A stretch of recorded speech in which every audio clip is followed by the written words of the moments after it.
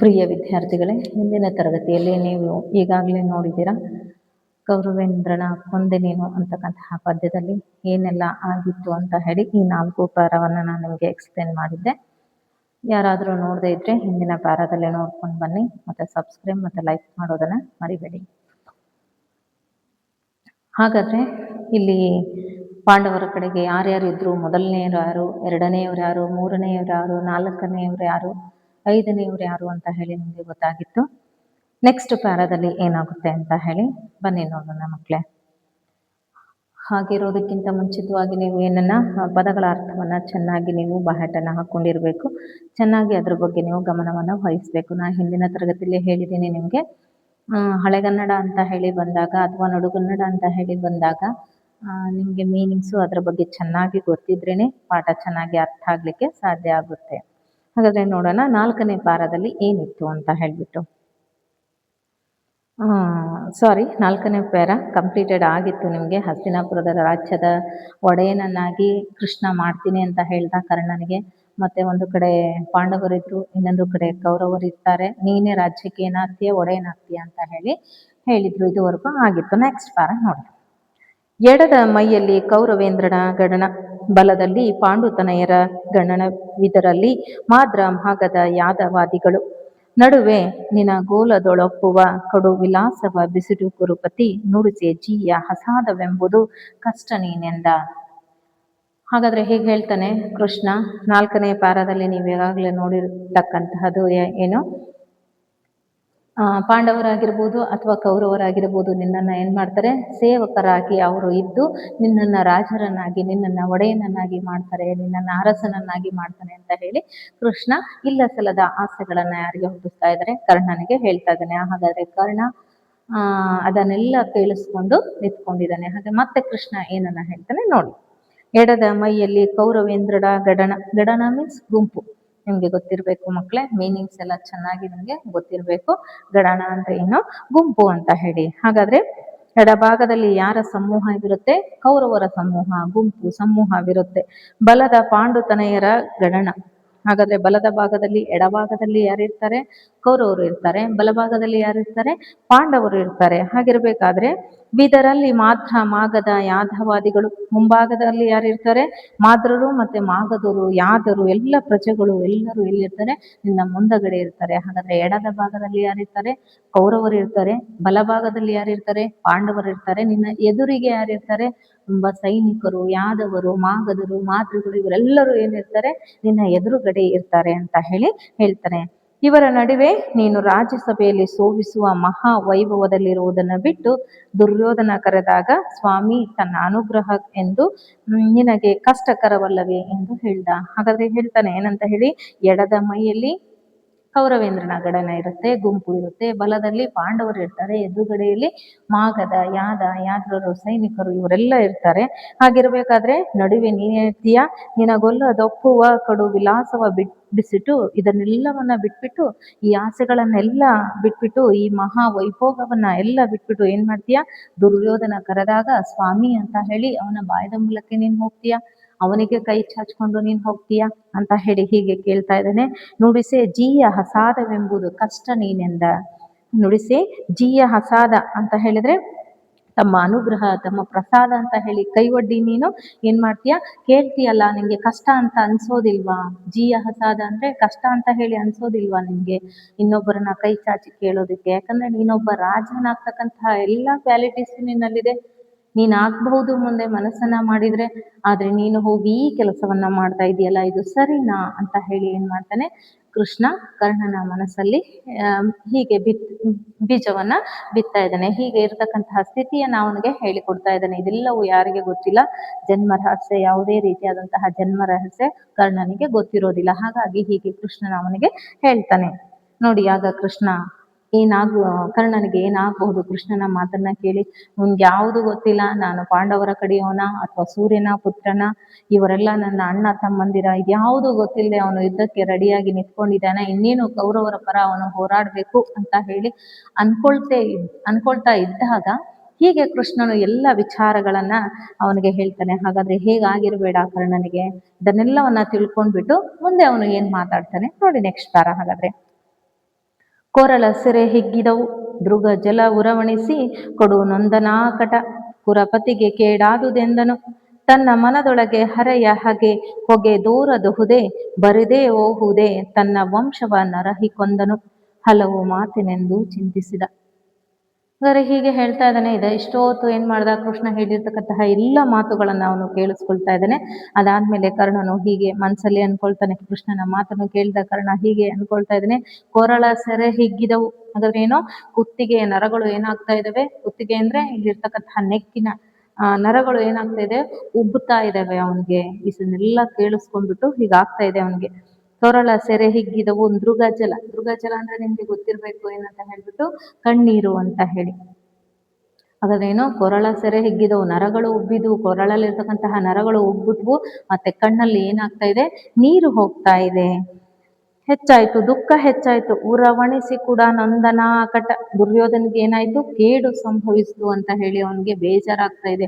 ನಾನು ಪಾಂಡವರ ಕಡೆಯವನು, ನಾನು ರಾಜನಾಗ್ಬೇಕು ಅಂತಕ್ಕಂತಹ ಖುಷಿಗಿಂತ ಅವನಿಗೆ ಹೆಚ್ಚಾಗಿ ಏನಾಗ್ತಾ ಇದೆ, ದುರ್ಯೋಧನನಿಗೆ ನಾನು ಏನನ್ನ ಮಾಡ್ತಾ ಇದ್ದೀನಿ, ಕೆಟ್ಟದ್ದನ್ನ ಮಾಡ್ತಾ ಇದ್ದೀನಲ್ಲ ಅಂತ ಹೇಳಿ ಅವನಿಗೆ ಅನಿಸ್ತಾ ಇದೆ. ಕೃಷ್ಣನ ಮಾತನ್ನ ಕೇಳಿದ ಮೇಲೆ ಕೊರಳ ಸೆರೆ ಹಿಗ್ಗಿದವು. ಅವನಿಗೆ ಏನಾಗ್ತಾ ಇದೆ, ಗಂಟಲಿನ ನರಗಳು ಉಬ್ತಾ ಇದೆ, ದೃಗಜ್ಜಲ ಅಂದ್ರೆ ಕಣ್ಣೀರು ಬರ್ತಾ ಇದೆ. ಉರವಣಿಸಿ ಕೊಡು ನಂದನ ಅಕ್ಕಟ. ಒಂದ್ ಸ್ವಲ್ಪ ನೊಂದ್ಕೊಂತಾನೆ, ದುಃಖ ಆಗ್ತಾ ಇದೆ, ಕಣ್ಣಲ್ಲಿ ನೀರು ಹೋಗ್ತಾ ಇದೆ. ದುರ್ಯೋಧನನಿಗೆ ಕೇಡು ಸಂಭವಿಸ್ತು ಅಂತ ಹೇಳಿ ಮನಸ್ಸಲ್ಲಿ ಅನ್ಕೊಳ್ತಾ ಇದ್ದಾನೆ. ಕುರುಪತಿಗೆ ಕೇಡಾಯಿತೆಂದು ತನ್ನ ಮನದೊಳಗೆ ಹರಿಯ ಹಗೆ ಹೊಗೆ ದೂರದಹುದೆ. ಹಾಗಾದ್ರೆ ಕೃಷ್ಣನೊಡನೆ ವೈರತ್ವವನ್ನ, ಹೊಗೆಯನ್ನ ತೋರದೆ ಸುಡುವುದೇ ಹೋಗುತ್ತದೆಯೇ ಅಂತ ಹೇಳಿ ಅನ್ಕೊಳ್ತಾ ಇದ್ದಾನೆ.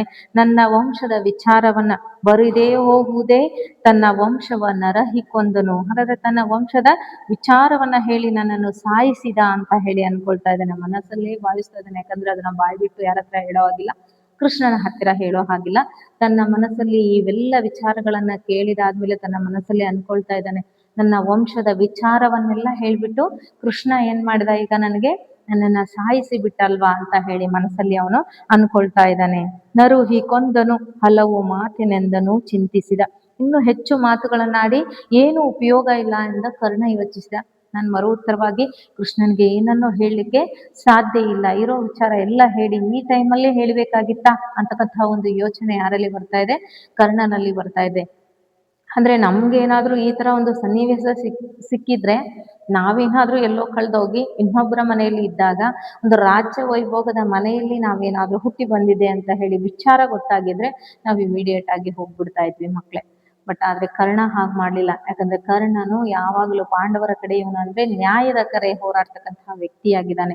ಬಟ್ ಇಷ್ಟು ವರ್ಷಗಳ ಕಾಲ ಅವನ ಜೊತೆ ಇದ್ದು, ಅವನ ಅನ್ನವನ್ನ ಉಂಡು, ದುರ್ಯೋಧನ ಜೊತೆ ಇದ್ದು, ಕೌರವರ ಜೊತೆಗೂಡಿ ಈಗ ದಿಢೀರ್ನೆ ಪಾಂಡವರ ಜೊತೆ ಹೋಗ್ಬೇಕು ಅಂದ್ರೆ ಅವನ ಮನಸ್ಥಿತಿ ಒಪ್ತಾ ಇಲ್ಲ. ಹಾಗಾಗಿ ಅವನು ಅನ್ಕೊಳ್ತಾ ಇದ್ದಾನೆ, ಈ ಟೈಮಲ್ಲಿ ಹೇಳ್ಬೇಕಾಗಿತ್ತಾ ಇಂತಹ ಒಂದು ಮಾತನ್ನ, ಯಾರು ಕೃಷ್ಣನ ನನ್ಗೆ ಹೇಳ್ಬೇಕಾಗಿತ್ತಾ ಅಂತ ಹೇಳಿ ಅವನು ಅನ್ಕೊಳ್ತಾ ಇದ್ದಾನೆ. ಅರ್ಥ ಆಯ್ತು ಅಂತ ಹೇಳಿ ಅನ್ಕೊಳ್ತೀನಿ. ಕೊರಳ ಸೆರೆ ಹಿಗ್ಗಿದವು ದೃಗಜಲ ಉರವಣಿಸಿ ಕೊಡು ನೊಂದನಾಕಟ ಕುರುಪತಿಗೆ ಕೇಡಾದುದೆಂದನೂ ತನ್ನ ಮನದೊಳಗೆ. ಹಾಗಾದ್ರೆ ಅವನ ಕೊರಳ ಸೆರೆ ಹಿಗ್ಗಿದ್ವು, ಕೊರಳಲ್ಲಿರ್ತಕ್ಕಂತಹ ನರಗಳು ಉಬ್ಬಿಬಿಟ್ವು, ಕಣ್ಣಲ್ಲಿ ನೀರು ಬರ್ತಾ ಇದೆ, ದುಃಖ ಹೆಚ್ಚಾಗ್ತಾ ಇದೆ. ಈಗ ಈ ಕುರುಪತಿಗೆ, ದುರ್ಯೋಧನಿಗೆ ನನ್ನಿಂದ ಕೇಡಾಗುತ್ತಲ್ಲ, ಕೆಟ್ಟದ್ದಾಗುತ್ತಲ್ಲ ಅಂತ ಹೇಳಿ ಅನ್ಕೊಳ್ತಾ ಇದ್ದಾನೆ ತನ್ನ ಮನಸ್ಸಲ್ಲಿ. ಹರಿಯ ಹಾಗೆ ದೋರದಿಹುದೇ ಬರಿ ಹೋಗುವುದೇ ತನ್ನ ವಂಶವ ನರಹಿ ಕೊಂದನು ಹಲವು ಮಾತಿನೆಂದು ಚಿಂತಿಸಿದ.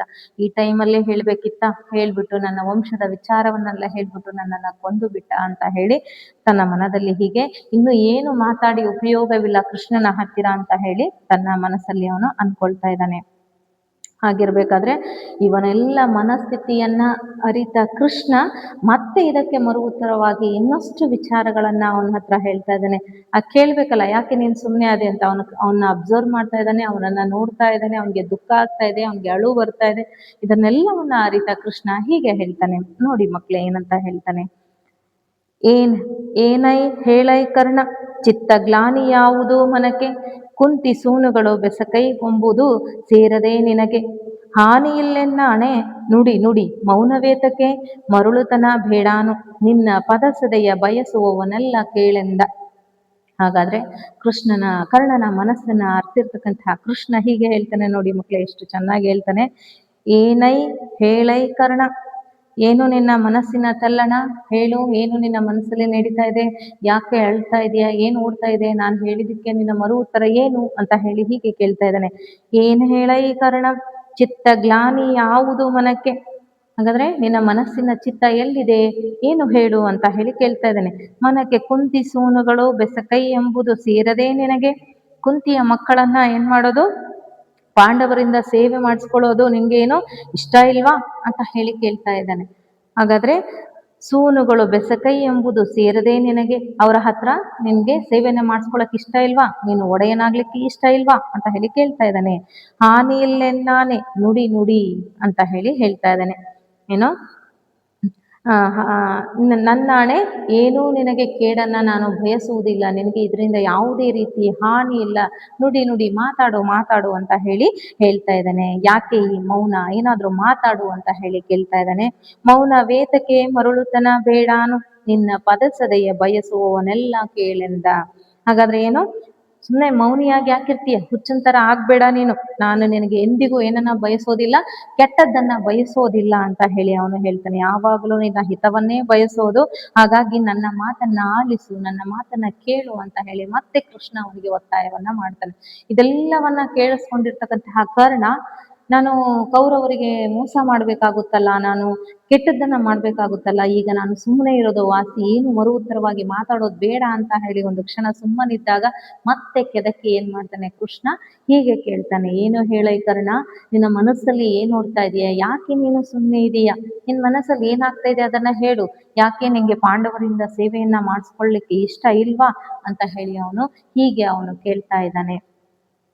ಆಗ ಹೇಳುವಾಗ ಮತ್ತೆ ಏನು ನಿನ್ನ ಮನಸ್ಸಲ್ಲಿ ಓಡ್ತಾ ಇದೆ ಹೇಳು ಅಂತ ಹೇಳಿ ಹೇಳಿದಾಗ ಕೃಷ್ಣ ಮತ್ತೆ ಅದಕ್ಕೆ ಮರು ಉತ್ತರವಾಗಿ ಕರ್ಣ ಯಾವ ರೀತಿ ಹೇಳ್ತಾನೆ ನೋಡಿ. ಮರಳು ಮಾಧವ, ಮಹಿಯ ರಾಜ್ಯದ ಸಿರಿಗೆ ಸೋಲುವನಲ್ಲ ಕೌಂತೆಯರು, ಸುಯೋಧನರಿಗೆ ಬೆಸಕುವಲ್ಲಿ ಮನವಿಲ್ಲ, ತೊರೆದ ದಾತರಂಗೆ ಹಗೆವರ ಶಿರವನ್ನೊಪ್ಪದಿಸುವುದೆಂಬುದೇ ಭರದೊಳಿರ್ಧನು ಕೌರವೇಂದ್ರನ ಕೊಂದೇ ನೀನೆಂದ. ಹಾಗಾದ್ರೆ ತುಂಬಾ ಕೋಪ ಬರ್ತಾ ಇದೆ ಯಾರಿಗೆ, ಕರ್ಣನಿಗೆ ಈ ವಿಚಾರವನ್ನ ಕೇಳಿ. ಮತ್ತೆ ಹೋಗ್ಲಿ ಬಿಡು ಅಂತ ಹೇಳಿ ಸುಮ್ಮನಿದ್ರೆ ಇರೋದಕ್ಕೂ ಯಾರು ಬಿಡ್ತಾ ಇಲ್ಲ, ಕರ್ಣ ಬಿಡ್ತಾ ಇಲ್ಲ. ಹಾಗಾಗಿ ಅವನಿಗೆ ತುಂಬಾ ಕೋಪಗೊಂಡು ಈ ರೀತಿಯ ಮಾತುಗಳನ್ನ ಅವನು ಹೇಳ್ತಾನೆ. ಏನಂತ ಹೇಳಿ, ಮರಳು ಮಾಧವ, ಕೃಷ್ಣ ನಿನಗೆ ಹುಚ್ಚು ಅಂತ ಹೇಳ್ತಾನೆ, ನೀನ್ ಹೇಳಿದ ಮಾತನ್ನ ಕೇಳ್ತಿ ಅಂತ ಹೇಳಿ ನಿನಗೆ ಹುಚ್ಚು ಇರ್ಬೇಕು ಅಂತ ಹೇಳಿ ಅವನು ಹೇಳ್ತಾನೆ. ಮಹಿಯ ರಾಜ್ಯದ ಸಿರಿಗೆ ಸೋಲುವನಲ್ಲ ಅಂದ್ರೆ ಸಲ್ಲುವನಲ್ಲ ಅಂದ್ರೆ ಏನಂತ ಹೇಳಿ, ಈ ಭೂಮಿಯ ರಾಜ್ಯಕ್ಕೆ, ಈ ಭೂಮಿಯ ಸಂಪತ್ತಿಗೆ, ಈ ರಾಜ್ಯಕ್ಕೆ ನಾನು ಏನ್ ಮಾಡೋದಿಲ್ಲ, ಆಶೆಯನ್ನ ಪಡ್ತಕ್ಕಂತಹ ವ್ಯಕ್ತಿ ನಾನಲ್ಲ ಅಂತ ಹೇಳಿ ಅವನು ಹೇಳ್ತಾನೆ. ಕೌಂತೆಯರು ಸುಯೋಧನರೆನೆಗೆ ಬೆಸಕುವಲ್ಲಿ ಮನವಿಲ್ಲ. ಹಾಗಾದ್ರೆ ಒಂದು ಕಡೆ ಪಾಂಡವರಾಗಿರ್ಬೋದು, ಇನ್ನೊಂದು ಕಡೆ ಕೌರವರಾಗಿರ್ಬೋದು, ಸೇವೆ ಮಾಡಿಸ್ಕೊಳ್ತಕ್ಕಂತಹ ಮನಸ್ಥಿತಿ ನನ್ನದಲ್ಲ ಅಂತ ಹೇಳಿ, ಅಂತಹ ಇಚ್ಛೆ ನನಗಿಲ್ಲ ಅಂತ ಹೇಳಿ ಅವನು ಹೇಳ್ತಾ ಇದ್ದಾನೆ. ಹೊರೆದ ಧಾತರಂಗೆ ಹಗೆವರ ಶಿರವನ್ನೊಪ್ಪಿಸುವುದೆಂಬುದೇ ಬರದೊಳರ್ಧನು ಕೌರವೇಂದ್ರನ ಕೊಂದೆ ನೀನೆಂದ. ಹಾಗಾದ್ರೆ ನನ್ನನ್ನು ಸಾಕಿದ ಒಡೆಯನಿಗೆ ಅಂದ್ರೆ ಕೌರವರಿಗೆ ಏನ್ ಮಾಡ್ತಾ ಇದ್ದೆ ನಾನು, ಯಾರು ಶತ್ರುಗಳಾಗಿರ್ತಾರೋ ಪಾಂಡವರ ತಲೆಯನ್ನ ಕತ್ತರಿಸಿ ಅವರಿಗೆ ಅರ್ಪಿಸ್ತೀನಿ. ಅಂದ್ರೆ ಕೌರವರ ಕಡೆ ಶತ್ರು ಆಗಿದ್ರೆ ನನಗೂ ಕೂಡ ಅವ್ರ ಶತ್ರುಗಳು, ಕೌರವರಿಗೆ ಅವರು ಮಿತ್ರರಾಗಿದ್ರೆ ನನಗೂ ಕೂಡ ಮಿತ್ರರು. ಹಾಗಾದ್ರೆ ನಾಳೆ ನಡೀತಕ್ಕಂತಹ ಯುದ್ಧದಲ್ಲಿ ಅವರ ಕತ್ತನ್ನ ಕತ್ತರಿಸಿ ಕೊಡುವೆ ಅಂತ ಹೇಳಿ ಹೇಳ್ತಾನೆ. ಉತ್ಸಾಹದಲ್ಲಿ ನಾನಿದ್ದೆ, ನೀನು ದುರ್ಯೋಧನನ ಸಾಯಿಸಿದೆ ಅಂತ ಹೇಳಿ ಕರ್ಣನು ಹೇಳ್ತಾ ಇದ್ದಾನೆ. ಹಾಗಾದ್ರೆ ನಾನು ಏನ್ ಮಾಡ್ತಾ ಇದ್ದೆ, ನಾಳೆ ನಡೀತಕ್ಕಂತಹ ಒಂದು ಯುದ್ಧದಲ್ಲಿ ಏನ್ ಮಾಡ್ತಾ ಇದ್ದೆ, ಕೌರವರ ಪರ ನಿಂತು ನಾನು ದುರ್ಯೋಧನನ ಗೆಲ್ಲಿಸ್ತಾ ಇದ್ದೆ. ಬಟ್ ನೀನು ಈ ವಿಚಾರವನ್ನೆಲ್ಲ ಹೇಳಿ ದುರ್ಯೋಧನನ ಸಾಯಿಸಿ ಬಿಟ್ಟಿ ನೀನು ಅಂತ ಹೇಳಿ ಅವನು ತನ್ನ ಮನಸ್ಸಲ್ಲಿ ಇರ್ತಕ್ಕಂತಹ ಭಾವನೆಯನ್ನ ಹೀಗೆ ಅವನು ಹೇಳ್ತಾ ಇದ್ದಾನೆ. ಅದಕ್ಕೆ ನೋಡು ಏನ್ ಹೇಳ್ತಾನೆ ಮತ್ತೆ, ವೀರ ಕೌರವ ರಾಯನೇ ದಾತರ ನಾತನ ಹಗೆ ಕೈವಾರವಾದಂತಹೇನು, ಕುರು ನೃಪತಿ ಶೌರಿ ಕೇಳೈ, ನಾಳೆ ಸಮರದ ಸಾರದಲ್ಲಿ ತೋರುವೆನು ನಿಜ ಭುಜ ಶೌರ್ಯದ ಸಂಪನ್ನತನಯವನು ಪಾಂಡುತನಯರಲಿ. ಹಾಗಾದ್ರೆ ಹೀಗೆ ಹೇಳ್ತಾನೆ. ಮತ್ತೆ ಅಷ್ಟೇ ಹೇಳಿದ್ದಲ್ದೆ, ಹುಚ್ಚು ಮಾಧವ ನೀನ್ ಅನ್ಕೊಂಡಂಗೆ ಆಗುತ್ತೆ ಅಂತ ಹೇಳಿ ಅನ್ಕೊಂಡಿದೀಯಾ? ಈ ಭೂಮಿಯ ರಾಜ್ಯಕ್ಕಾಗಿರ್ಬೋದು, ಈ ಒಡೆತನಕ್ಕಾಗಿರ್ಬೋದು, ಯಾವುದನ್ನು ನಾನು ಇಷ್ಟಪಡೋದಿಲ್ಲ. ಮತ್ತೆ ಪಾಂಡವರ ಕಡೆಯಿಂದ ಕೌರವರ ಕಡೆಯಿಂದ ಸೇವೆ ಮಾಡಿಸ್ಕೊಳ್ಳೋದು ಅಂತ ಹೇಳ್ತಾ ಇದೆಯಲ್ಲ, ಅದು ಯಾವುದು ನನಗೆ ಅಂತಹ ಆಸೆ ಇಲ್ಲ. ನಾನೇನ್ ಮಾಡ್ತಾ ಇದ್ದೆ, ನಾಳೆ ದಿವಸ ಪಾಂಡವರನ್ನ ಕತ್ತರಿಸಿ ಕೌರವರ ಮುಂದೆ ತಗೊಂಬಂದು ದುರ್ಯೋಧನ ಹತ್ತಿರ ಇಡ್ತಾ ಇದ್ದೆ. ಬಟ್ ನೀನ್ ಈ ಎಲ್ಲ ವಿಚಾರವನ್ನ ಹೇಳಿ ದುರ್ಯೋಧನನನ್ನ ಸಾಯಿಸಿದೆ ಅಂತ ಹೇಳಿ ಮತ್ತೆ ಹೀಗೆ ಹೇಳ್ತಾನೆ ಅವನು, ವೀರ ಕೌರವ ರಾಯನೇ ಧಾತರನಾಥನ ಹಗೆಯ ಹಗೆ ಅಂತ ಹೇಳ್ತಾನೆ. ಪರಾಕ್ರಮಿಯಾದ ಕೌರವನಾದ ದುರ್ಯೋಧನನೇ ನನ್ನ ಒಡೆಯ. ಅದೇನ್ ಹೇಳ್ತಾನೆ, ವೀರ ಕೌರವರಾಯನೇ ಧಾತರನಾಥ ಅಂದ್ರೆ ಕೌರವನೇ ನನ್ನ ಒಡೆಯನಾಗಿರ್ತಾನೆ, ಅವನ ಶತ್ರುಗಳೇ ನನ್ನ ವೈರಿಗಳು, ಹಾಗೆ ಕೈವಾರವೇ. ಅವನಿಗೆ ಮಿತ್ರಗಳಾದವ್ರು ನನ್ನ ಮಿತ್ರರು, ಅವನಿಗೆ ಶತ್ರುಗಳಾದವ್ರು ನನಗೆ ಶತ್ರುಗಳು. ಹಾಗಾದ್ರೆ ನಾಳೆ ನಡೀತಕ್ಕಂತಹ ಇದರಲ್ಲಿ ಯಾರು ಪರಾಕ್ರಮಿಯಾದ ಕೌರವರ ಜೊತೆನೆ ನಾನು ಇರ್ತೀನಿ. ಅವನಿಗೆ ಮಿತ್ರರಾಗೋರೆ ನನಗೆ ಮಿತ್ರರು, ಅವರಿಗೆ ಶತ್ರುಗಳಾಗೋರೆಲ್ಲ ನನಗೂ ಶತ್ರುಗಳು ಅಂತ ಹೇಳಿ ಹೇಳ್ತಾ ಇದ್ದಾನೆ. ಅವನ ಹೊಗಳಿಕೆಯೇ ನನ್ನ ಹೊಗಳಿಕೆ. ಅವನೇನಾದ್ರೂ ನನಗೆ ಹೊಗಳಿದ್ರೆ ಅದೇ ಹೊಗಳಿಕೆ, ಬೇರೆಯವರು ಯಾರು ನನ್ನನ್ನ ಹೊಗಳೋದು ಬೇಕಾಗಿಲ್ಲ ಅಂತ ಹೇಳಿ ಅವನು ಹೇಳ್ತಾನೆ. ಮತ್ತೆ ಕೈವಾರದಂತೆಹನು ಕುರು ನೃಪತಿ ಶೌರಿ ಕೇಳೈ ಅಂತ ಹೇಳಿ ಹೇಳ್ತಾ ಇದ್ದಾನೆ. ಕುರುರಾಜನು ಆದಂತ ನಾನು ಆಗುವೆನು, ನನ್ನ ಇದಕ್ಕೆ ಕೃಷ್ಣ ನೀನು ಕೇಳು ಅಂತ ಹೇಳಿ ಹೇಳ್ತಾನೆ. ಏನಂತ ಹೇಳ್ಬಿಟ್ಟು, ನಾಳೆ ಸಮರದ ಸಾರದಲ್ಲಿ ತೋರುವೆನು ನಿಜ ಭುಜ ಶೌರವದ ಸಂಪನ್ನತನಯವನ್ನು ಪಾಂಡುತನವರಲ್ಲಿ. ಹಾಗಾದ್ರೆ ನಾಳೆ ನಡೀತಕ್ಕಂತಹ ಪಾಂಡವರೊಡನೆ ನಡೀತಕ್ಕಂತಹ ಯುದ್ಧದ ಸಂದರ್ಭದಲ್ಲಿ ನನ್ನ ತೋಳ್ಬಲವಾದ ಪರಾಕ್ರಮವನ್ನ, ನನ್ನ ಹಿರಿಮೆಯನ್ನ ನಾನು ಪ್ರದರ್ಶಿಸುತ್ತೇನೆ. ನೀನ್ ಹೇಳ್ದೆ ಅಂತ ಹೇಳಿ ನಾನು ಯಾವುದೇ ಒಡೆತನದ ಆಸಕ್ಕೆ ನಾನು ಪಾಂಡವರ ಹತ್ತಿರ ಹೋಗೋದಿಲ್ಲ. ನಾಳೆ ನಡೀತಕ್ಕಂತಹ ಯುದ್ಧದಲ್ಲಿ ನನ್ನ ಪರಾಕ್ರಮ ಏನು, ನನಗೆಷ್ಟು ಶಕ್ತಿ ಇದೆ ಅನ್ನೋದನ್ನ ನಾಳೆ ನಾನು ಪ್ರದರ್ಶನ ಮಾಡ್ತೀನಿ ಅಂತ ಹೇಳಿ ಅವನು ಕೃಷ್ಣನಿಗೆ ಮರು ಉತ್ತರವಾಗಿ ಹೀಗೆ ಅವನು ಉತ್ತರಿಸ್ತಾನೆ. ಅಂದ್ರೆ ಆ ಕೌರವನಿಗೆ ವಿರುದ್ಧವಾಗಿರ್ತಕ್ಕಂಥವ್ರು, ಶತ್ರುಗಳಾಗಿರ್ತಕ್ಕಂಥವ್ರು ನನಗೂ ಶತ್ರುಗಳೇ, ಅವ್ರಿಗೆ ಮಿತ್ರರಾದ್ರೆ ನನಗೂ ಮಿತ್ರಗಳೇ, ನನಗೆ ಕೌರವರ ಹೊಗಳಿಕೆ ಇಂಪಾರ್ಟೆಂಟೇ ಹೊರತು ಬೇರೆ ಯಾರ್ದು ಅಲ್ಲ ಅಂತಕ್ಕಂಥ ವಿಚಾರವನ್ನ ತುಂಬಾ ದಿಟ್ಟಾಗಿ ಕೃಷ್ಣನಿಗೆ ಈ ರೀತಿ ಅವನು ಹೇಳ್ತಾ ಇದ್ದಾನೆ. ಹಾಗಾದ್ರೆ ಕೊನೆಯಲ್ಲಿ ನೋಡಿ ಏನಾಗುತ್ತೆ. ಮಾರಿ ಗೌತನವಾಯ್ತು ನಾಳಿನ ಭಾರತವು, ಚದುರಂಗ ಬಲದಲ್ಲಿ ಕೌರವನ ಋಣ ಹಿಂಗೆ ರಣದಲ್ಲಿ, ಸುಬುಟ ಕೋಟೆಯನ್ನು ತೀರಿಸಿಯೇ ಪತಿಯ ವರಸಕ್ಕೆ ಶರೀರವನ್ನು ನೂಕುವೆನು, ನಿನ್ನಯ ವೀರ ರೈವರ ನೋಯಿಸೆನು ರಾಜೀವ ಸಕನಾಣೆ. ಹಾಗಾದ್ರೆ ಹೀಗೆ ಹೇಳ್ತಾ ಇದ್ದಾನೆ ಲಾಸ್ಟ್ ಅಲ್ಲಿ. ಇದನ್ನೆಲ್ಲ ಹೇಳ್ಬಿಟ್ಟು ಮತ್ತೆ ರಿಟರ್ನ್ ಆಗಿ ಕೃಷ್ಣ ಸುಮ್ಮನೆ ಕೇಳಿಸ್ಕೊಳ್ತಾ ಇರುವಾಗ ಕರ್ಣ ಹೀಗೆ ಹೇಳ್ತಾನೆ, ಮಾರಿ ಗೌತಣವಾಯ್ತು ನಾಳಿನ ಭಾರತವು, ನಾಳೆ ನಡೀತಕ್ಕಂತಹ ಮಹಾಭಾರತದ ಯುದ್ಧವು ಏನಾಗುತ್ತೆ, ಮೃತ್ಯು ದೇವತೆಗೆ ವಿಶೇಷ ಭೋಜನವಾಗುತ್ತೆ, ವಿಶೇಷ ಔತಣವಾಗುತ್ತೆ, ವಿಶೇಷ ಊಟವಾಗುತ್ತೆ ಅಂತ ಹೇಳಿ ಅವನು ಹೇಳ್ತಾ ಇದ್ದಾನೆ. ಮಾರಿ ಗೌತಣವಾಯ್ತು ನಾಳಿನ ಭಾರತವು ಅಂದ್ರೆ ನಾಳೆ ನಡೀತಕ್ಕಂತಹ ಯುದ್ಧ ಯಾರಿಗೆ, ಮಾರಿಗೆ ಔತಣವಾಯ್ತು, ಮೃತು ದೇವತೆಗೆ ಔತಣ ಆಗುತ್ತೆ ಅಂತ ಹೇಳಿ, ಊಟ ಆದಂಗಾಗುತ್ತೆ ಅಂತ ಹೇಳಿ ಅವನು ಹೇಳ್ತಾ ಇದ್ದಾನೆ. ಚತುರಂಗ ಬಲದಲ್ಲಿ ಕೌರವರ ಋಣ ಹಿಂಗೆ ರಣದಲ್ಲಿ. ಹಾಗಾದ್ರೆ ಯುದ್ಧ ಭೂಮಿಯಲ್ಲಿ ಚತುರಂಗ ಬಲದೊಂದಿಗೆ, ಚತುರಂಗ ಬಲ ಅಂದ್ರೆ 4 ರೀತಿಯಾದಂತಹ ಕಾಲ್ದಳಗಳು ಅಂತ ಹೇಳಿ ಇರುತ್ತೆ ಮಕ್ಕಳೇ. ಆನೆ ಆಗಿರ್ಬೋದು, ಕುದುರೆ ಆಗಿರ್ಬೋದು, ರಥ ಆಗಿರ್ಬೋದು, ಕಾಲ್ದಳ ಆಗಿರ್ಬೋದು, ಇದೆಲ್ಲ ಏನು ದುರ್ಯೋಧನನ ಋಣ ತೀರಿಸುವಂತೆ ಹೋರಾಡಿ ಅಸಂಖ್ಯ ಭಟರನ್ನ ಕೊಲ್ಲುತ್ತೇನೆ ಅಂತ ಹೇಳಿ ಅವನು ಹೇಳ್ತಾನೆ.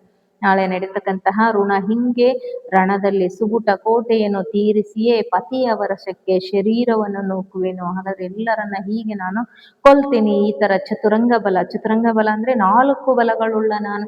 ಅಂದ್ರೆ ಆನೆಯ ಬಲ ಇದೆ, ಕುದುರೆಯ ಬಲ ಇದೆ, ರಥದ ಬಲ ಇದೆ, ಕಾಲ್ದಳ ಬಲ ಇದೆ. ಹೀಗೆ ದುರ್ಯೋಧನ ಋಣ ತೀರಿಸುವಂತೆ ಹೋರಾಡಿ ನಾನು ಏನ್ ಮಾಡ್ತೀನಿ, ಅಸಂಖ್ಯಾತ ಭಟರನ್ನ ನಾನು ಏನ್ ಮಾಡ್ತೀನಿ, ಅಲ್ಲಿ ಕೊಂದು ಹಾಕ್ಬಿಡ್ತೀನಿ ಅಂತ ಹೇಳಿ ಅವನು ಹೇಳ್ತಾ ಇದ್ದಾನೆ. ನಿನ್ನಯ ವೀರ ರೈವರ ನೋಯಿಸೆನು ರಾಜೀವ ಸಕನಾಣೆ. ಹಾಗಾದ್ರೆ ಒಡೆಯನ ಅಗತ್ಯದ ಸಮಯದಲ್ಲಿ ದೇಹವನ್ನ ಏನ್ ಮಾಡ್ತೀನಿ, ತಳ್ತೀನಿ, ಸಾಯಿಸ್ತೀನಿ. ನಿನ್ನ 5 ಜನ ವೀರರನ್ನ ಏನ್ ಮಾಡೋದಿಲ್ಲ, ಪಾಂಡವರನ್ನ ನೋಯಿಸುವುದಿಲ್ಲ. ಯಾರಾಣೆ, ಸೂರ್ಯನ ಮೇಲಾಣೆ ಅಂತ ಹೇಳಿ ಅವನು ಹೇಳ್ತಾ ಇದ್ದಾನೆ.